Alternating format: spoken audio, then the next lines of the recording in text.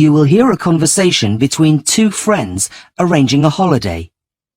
First, you have some time to look at questions 1 to 4. Now we shall begin. You should answer the questions as you listen, because you will not hear the recording a second time. Listen carefully and answer questions 1 to 4. Hi, Mike. It's Julie. Listen, I know you're really busy, but we need to book our travel insurance. We're leaving in a couple of days after all. Yeah, sure. I'm on my lunch break, so go ahead. Okay. Well, my first question is, what type of insurance do we need? I wasn't sure which to choose. Do we want the bronze, silver, gold, or platinum type of policy? What's the difference? Well, the first only covers medical expenses. The second covers medical and our baggage. And the gold, all of that, plus cancellation, and the platinum covers everything, including legal expenses. Okay, well, if we're travelling in 2 days' time, we don't really need the cancellation policy, do we? What do you think? Well, personally, the only thing that's really necessary is the medical cover. Yeah, but would you think that if you had everything stolen? Yeah, maybe you're right. Let's get the gold. Sorry, don't you mean the silver? I thought we agreed that we don't need the cancellation cover. Oh yeah, you're right. Silver it is. So, how much is that going to cost us? Well, there are 2 of us, so let's see. It's £25 for single cover and £40 for a group of up to 3 people. But there are only 2 of us. I know, but it's still cheaper than doing 2 individual policies. That would cost £50. Okay, group cover it is. Right. Now, how are we going to pay? If we pay by debit card, there'll be a 5% discount, but I only have a credit card, and there's a 2.5% charge for that. They don't have an office in central London, so we can't pay by cash. Oh, really? What a pain. Okay, well, I'll just have to use my credit card then. Oh, great. That's sorted then. What else is there? Well, you know that new expensive camera you bought and you were hoping to take some great pictures with? Yes? Well, the policy only covers equipment up to the value of £200, and didn't you say it cost £1,000? No, I bought it for $1,000. Yeah, but that's still more than £200, isn't it? Well, at the time that was around £500, but it's worth less than that now. Maybe only £300. So, to cover it, you'd need to pay extra.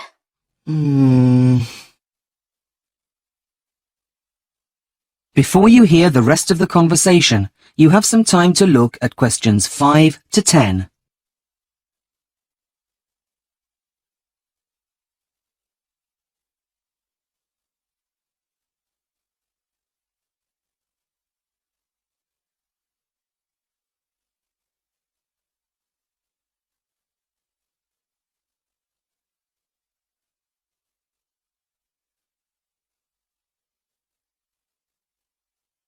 Now listen and answer questions 5 to 10. I just need to check your personal details to complete this online form, and then we'll be sorted. Okay, what do you need to know? Firstly, I need to make sure I've got your full name. It's Mike Wood, right? Yep. Right. Next, I need your address. It's 17 Hanley Gardens. Hanley spelled Hanley. Just writing that down. 17 Hanley Street. No, Gardens. Oops, my mistake. Okay, what's your date of birth? That's 23/07/70. Right. So now I need an emergency contact number. It's your mobile, right? Yes, it's 0793 245098. Was that 089? No, 098. Anything else? Well, they need the main policyholder. Who would that be? I think that would be you, since you're paying for it with your card. Of course. So I just type in Julie Bennett. Hang on, just typing BENNETT.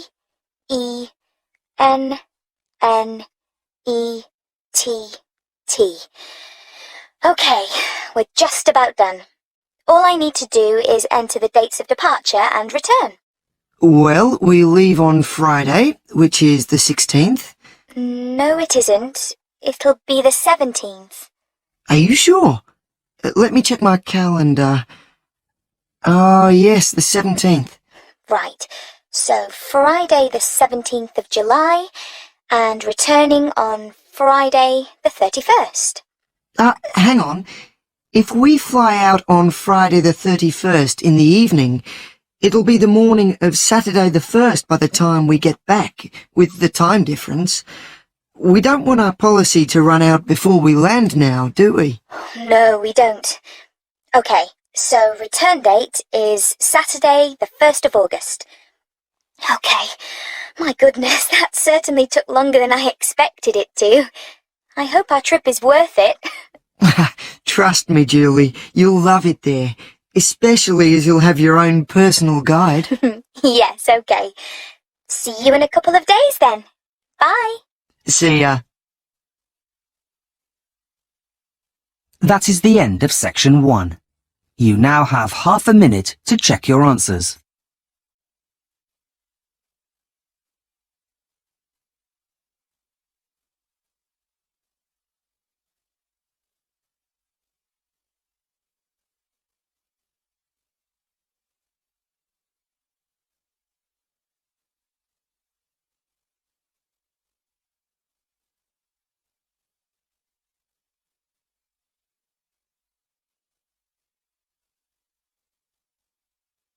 Section 2. You will hear a tour guide taking people around the Sydney Observatory. First, you have some time to look at questions 11 to 15.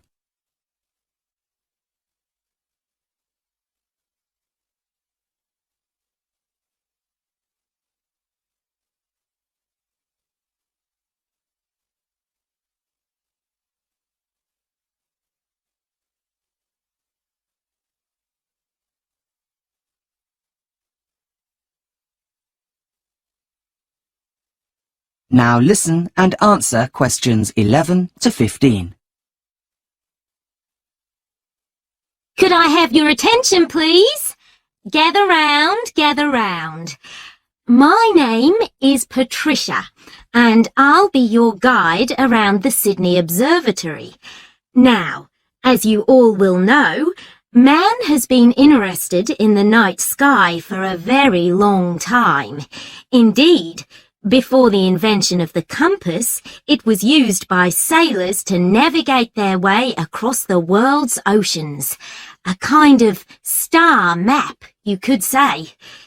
Now, the site of the museum on Observatory Hill has its own interesting story.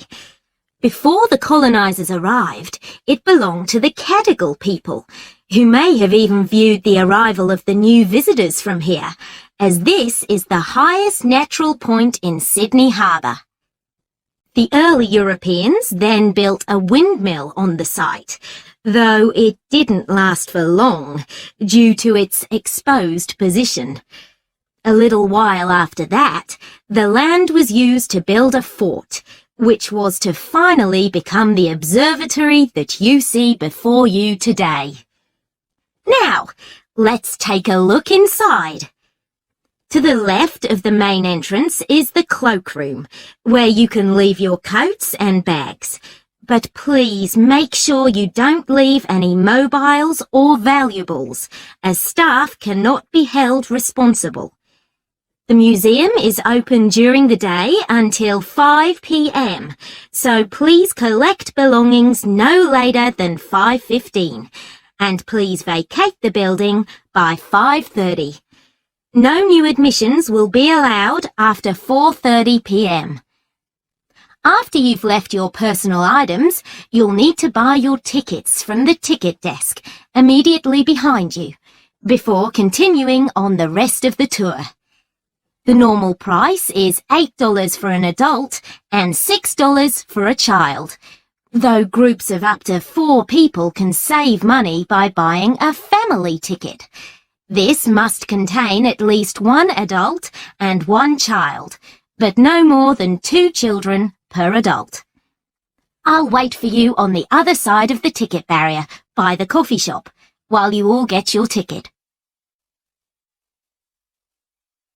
Before you hear the rest of the tour, you have some time to look at questions 16 to 20.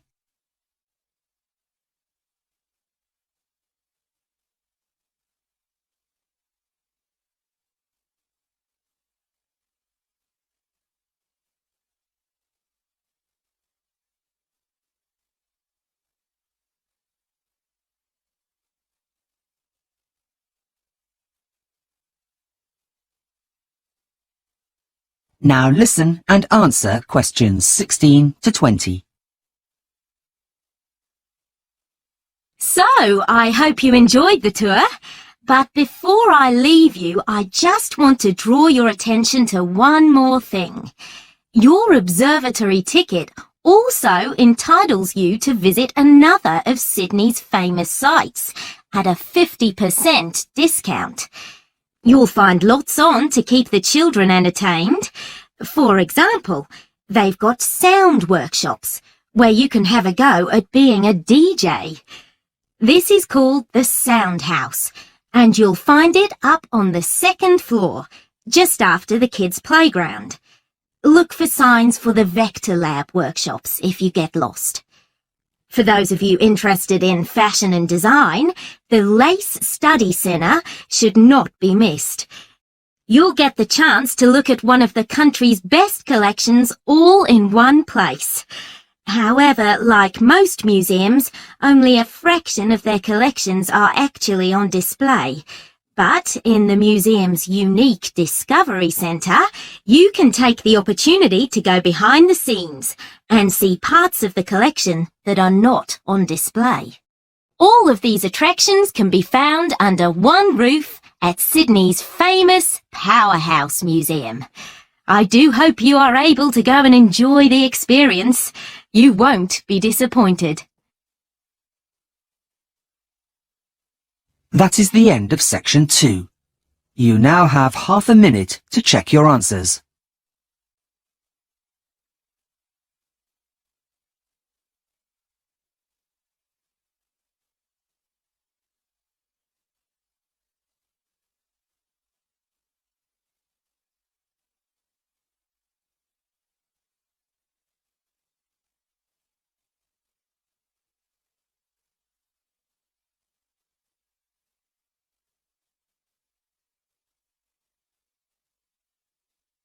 Section 3.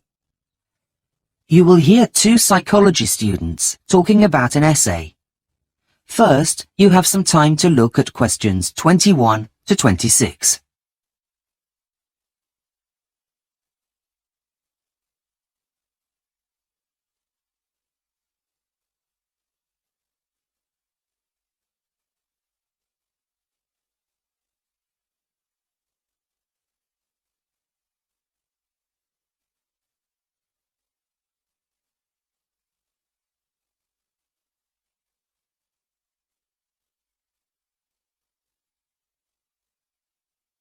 Now listen carefully and answer questions 21 to 26. Hey, Simon. You look down. How are you getting on with your essay for Professor Jones? Not very well, I'm afraid. I can't seem to get my head around it. I mean, it's such a wide topic that I really haven't got a clue where to start. Oh, poor you. I'm actually free now, so I can give you a hand if you like. You have until the end of this week, don't you? Yeah, I have to hand the essay in on Friday afternoon, but the professor wants to see my proposal on Wednesday morning. Today is Tuesday, so that's tomorrow. You had better get a move on. Let's have a look. Thanks. I'm just trying to brainstorm some ideas, but I haven't got very far. Let me see. Well, firstly, I think that writing your ideas in a list like that really isn't going to help. Remember how we were taught to do spidergrams at the beginning of the year? Diagrams? No, not diagrams. Spidergrams. It's supposed to mimic the way our brains process information, rather than simply expecting them to come out in some kind of logical order. They're also sometimes called spider graphs, because of how they look. Like a spider. Okay, I'll start over again. Right. Now, our essay is on people's motivation for participating in extreme sports. There are two sides to this, really. The external and internal influences. Right, so let's look at the external influences first of all.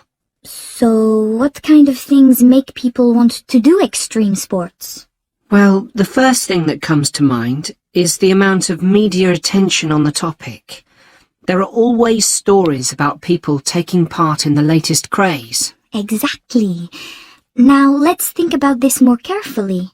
Why does so much appear in the media? I don't know. I've never really thought about it. Well, according to the published materials out there, it's a reflection of modern culture. Of course. Yes, you're right. Now, what about the factors that come from within the person? I suppose the most obvious thing to say is the adrenaline rush. Right. But what else? People would want to test their limits, which is a psychological need that all humans have. And there's one more thing that we haven't added yet. What's that? What all animals do naturally. Compete, of course. Right. It's the element of competition that drives all things to be the best. Now, why didn't I think of that before? Before you hear the rest of the conversation, you have some time to look at questions 27 to 30.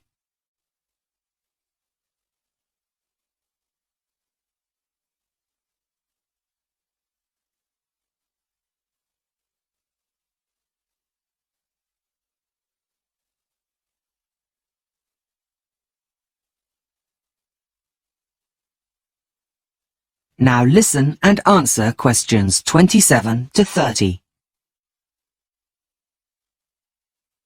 How much background reading have you done on the topic? Actually, none at all.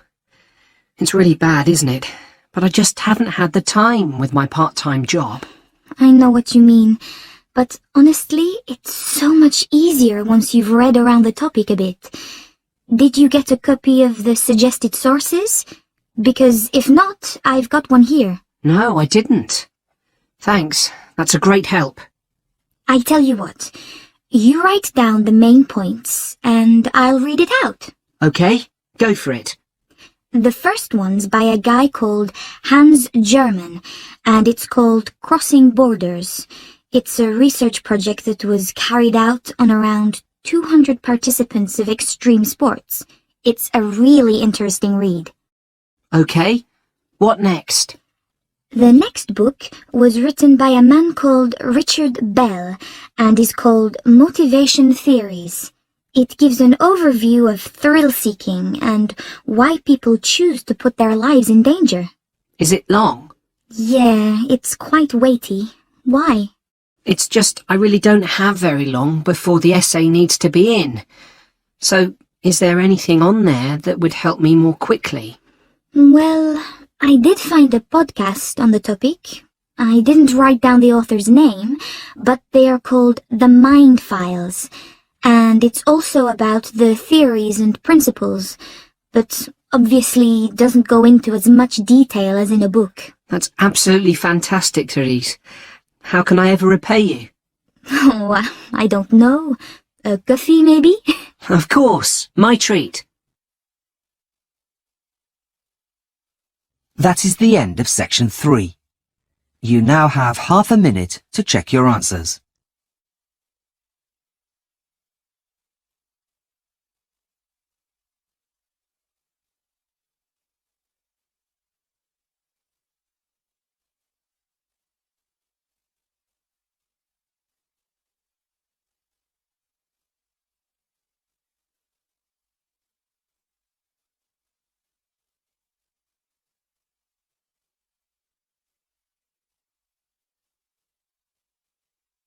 Section 4. You will hear part of a lecture about conserving natural resources. First, you have some time to look at questions 31 to 40.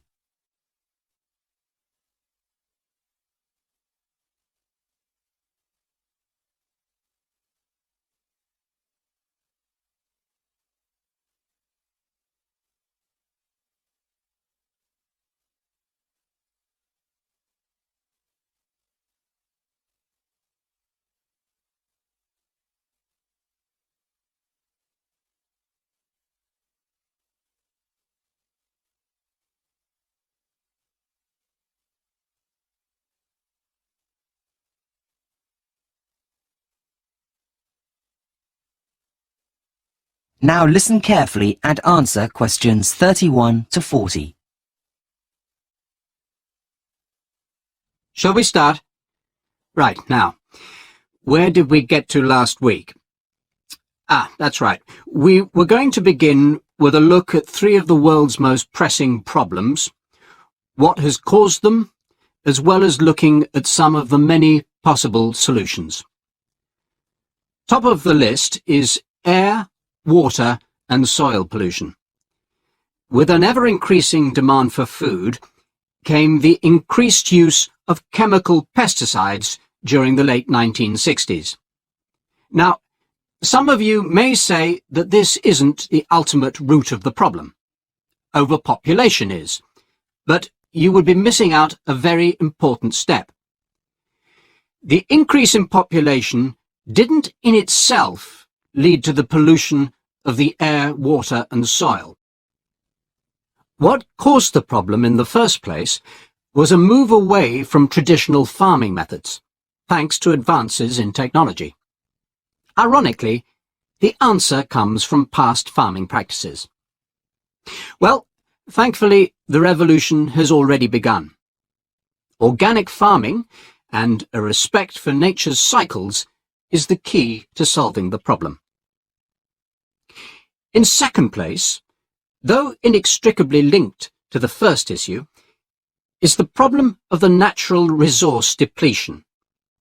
By that, I mean not only fossil fuels, such as oil, coal and gas, but things we all too often take for granted, like fresh water and essential trace minerals in good quality soil. The main culprit, or guilty party here, is wasteful past management practices from those in power. Even though we knew that there were only finite supplies of traditional energy sources, we behaved like we didn't. The phrase that springs to mind is "ignorance is bliss." But what about a solution? Again, the process has already begun. We need to invest in new, less polluting technologies in our vehicles, which will also help with the first problem, and use more hydrogen technology. That is, produce car engines that run on water. That's the way forward here. Not good drinking water, of course, but saline water, which is in abundance. Finally, we come to the last problem, that of unequal wealth distribution. Every year, more and more land on the planet is owned by fewer and fewer people, which is in direct contrast to the world's growing population. And the reason for this? Quite simply, the greed and corruption of those in power, I'm afraid. The only way to solve this one, and it's a biggie, is for the countries of the world to work together in solidarity rather than against each other in isolation.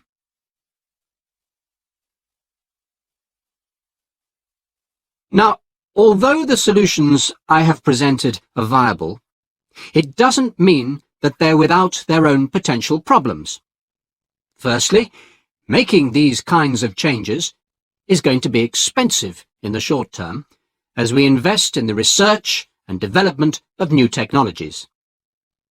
Secondly, there's also the issue of popularity. It's the politicians of the world who need to make these changes. But they also need to keep their voters happy, and may be reluctant to bring in new practices that may prove unpopular among voters at election time. But the biggest and most important challenge is making the world's monetary system fairer, by making things more equal and balanced for all. This includes adopting ecological practices that benefit all, not just a company's profit sheet. We need to begin an age of corporate social responsibility. Only then can we truly move forward. That is the end of section 4. You now have half a minute to check your answers.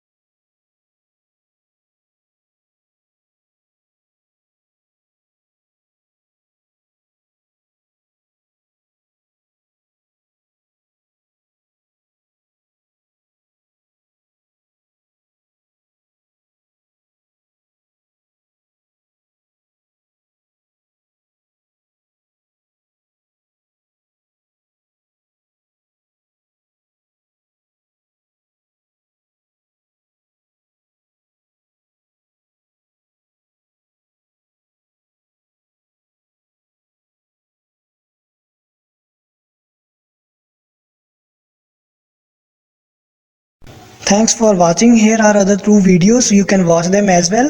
And if you haven't yet subscribed my channel, please subscribe it and hit the bell icon for my upcoming videos, and share these all videos among your friends.